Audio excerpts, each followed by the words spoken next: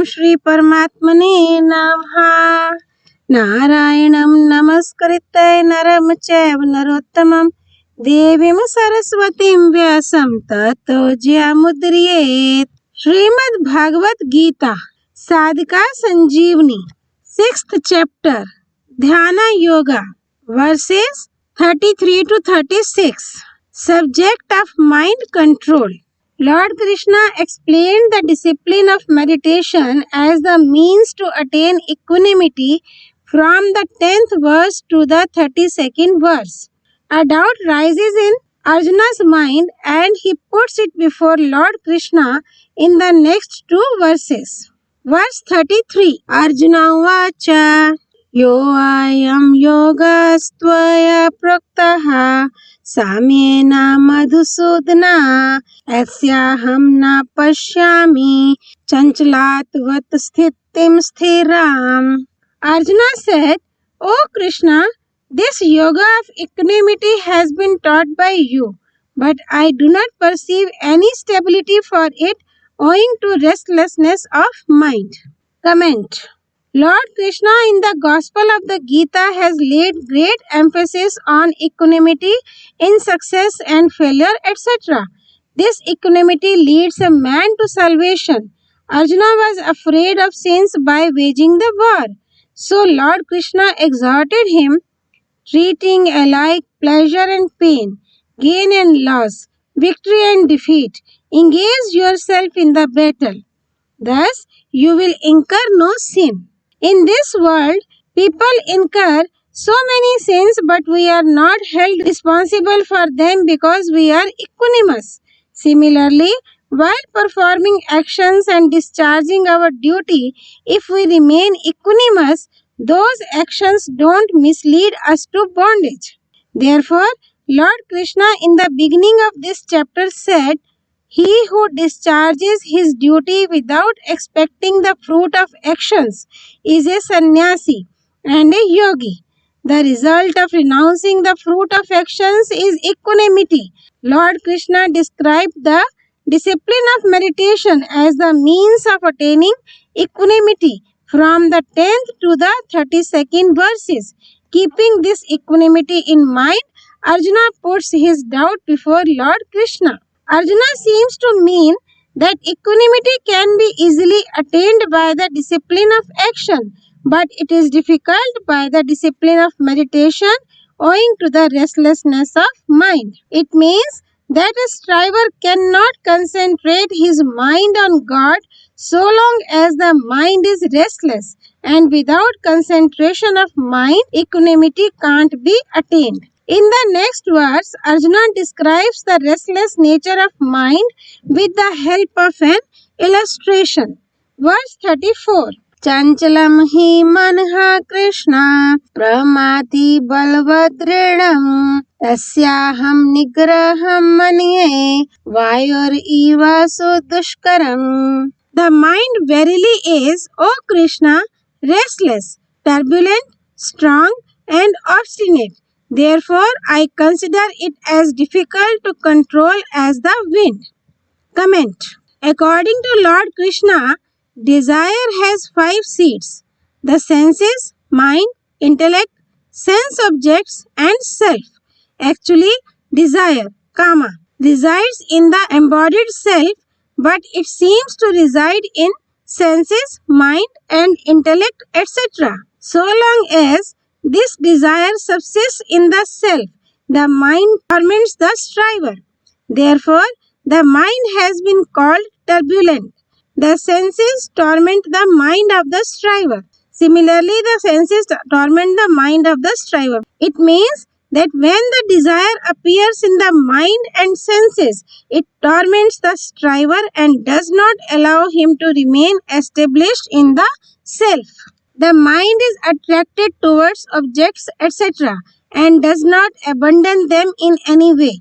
So it is called obstinate. This obstinacy of the mind is very strong. So the mind is called strong. It forcibly distracts a striver from his course and misleads him to sensual pleasures. So it has been mentioned in the scriptures The mind leads a man to emancipation and bondage, but the mind remains turbulent, obstinate, and strong so long as desire occupies a seat in the self. When the striver himself becomes free from desires, the objects and senses don't affect him at all, and the turbulence, obstinacy, and strength of the mind perish. Now, in the next verse, Lord Krishna, by sporting Arjuna's statement, explains the way of culturing the mind. Verse 35.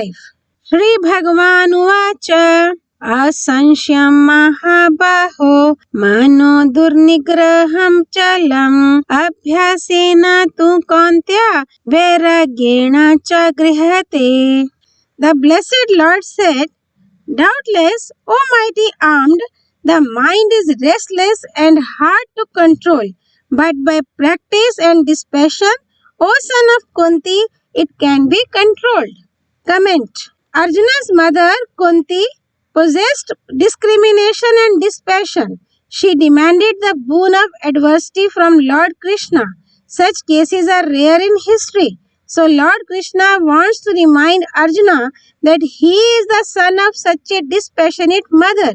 So being dispassionate, he should concentrate his mind on God. An earnest, regular and persistent attempt to concentrate the mind on God is called practice.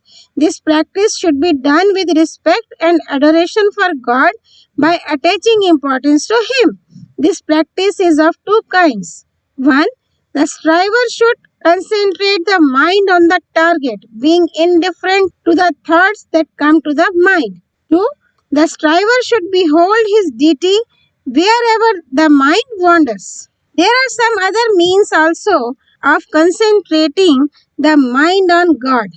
1. The striver should exhale air 2 or 3 times and then think that he has turned out the world of his mind, and so whatever thought will come to the mind will be a manifestation of God only. This is Vasudevaha Sarvam. 2. Recite the name of the Lord and listen to it. There should not be any time lag between the recitation of one name and the next one. 3. Recite the name and count its number with the mind without using fingers or a rosary of beads. 4. Recite one name of the Lord as Rama with the tongue and remember another name as Krishna with the mind. Chant the name with the mind. Think of the form of the Lord from top to toe and from toe to top. 7. Think that the Lord is standing before you. Think of His form.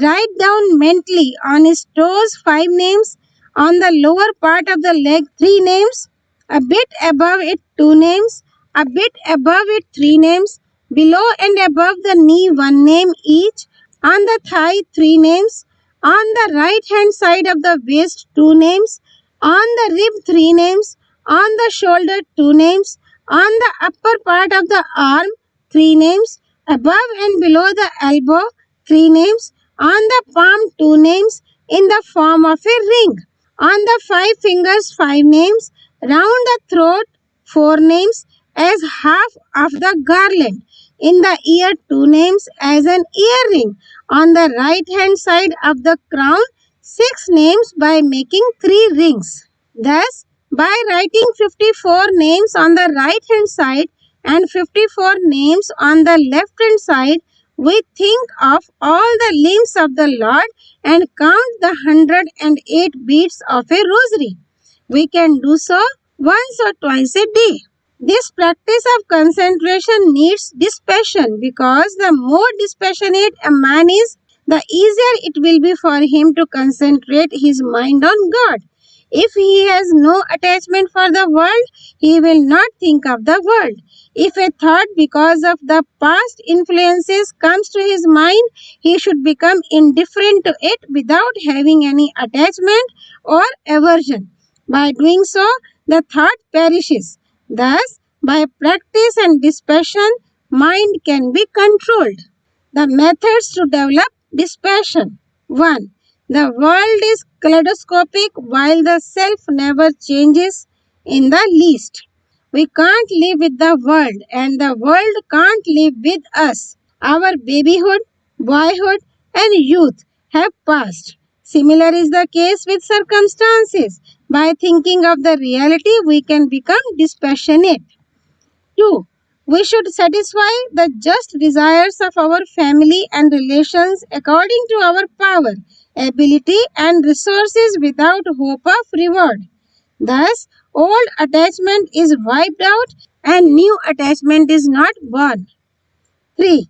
We should think that all the sins, crimes, and pains are the fruits of attachment, while peace and bliss are the fruits of dispassion. By thinking so, we can develop dispassion.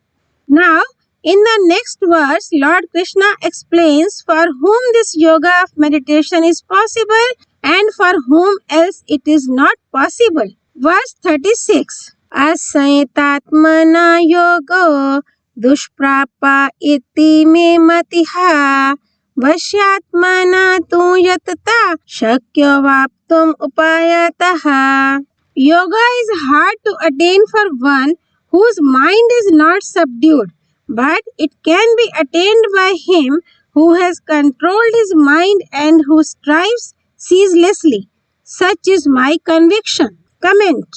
Generally, strivers have a tendency to be engaged in spiritual discipline with faith, but they don't make persistent efforts, with the result that their mind and senses are not controlled and thus yoga is difficult to attain. Namely, all-pervading God is not easily attained. The strivers have no disinclination for pleasures as they have for the forbidden food, such as meal, etc. Eating forbidden food causes degradation, but enjoyment of sense objects with attachment causes much more degradation. In eating meat, strivers have this notion that this is a prohibited item, but while enjoying sense objects, they don't have this notion. The worldly pleasures leave their influence, which continues for ages and which induce them to incur sins. Due to this inclination for pleasures, they are unable to control their mind and senses, and so they find it difficult to attain yoga. Yoga can be attained by him who has controlled his mind and who strives ceaselessly, namely, who is regulated in diet and recreation, sleep and wakefulness. Such is my conviction. The striver who wants to control his mind should understand that he is a devotee and a striver, not a voluptuary. He is God's, and so he should take refuge in him. He is a seeker for knowledge, and so he should obtain it. He is a servant, and so he has to serve others without having any desire. Thus, if the striver changes his ego, I-ness, the mind can be easily and quickly controlled. When the mind is purified, it is controlled spontaneously. Attachment of the mind for the perishable is its impurity. When the striver has an exclusive aim of God realization, his attachment is renounced and his mind becomes pure. A striver should always be careful. He should never have a claim on others' things, etc. Because by laying such a claim on them, his mind becomes impure. In business or service or transaction, he should never adopt foul means. He should never try to take the share of others, but he should give a part of his share to them. By doing so, his mind is purified. Om Tat Sat. All glories to Sri Partha Sarthi, Lord Shri Krishna. All glories to Bhagavad Vani, Srimad Bhagavad-Gita. Sri Hari Arpanamastu.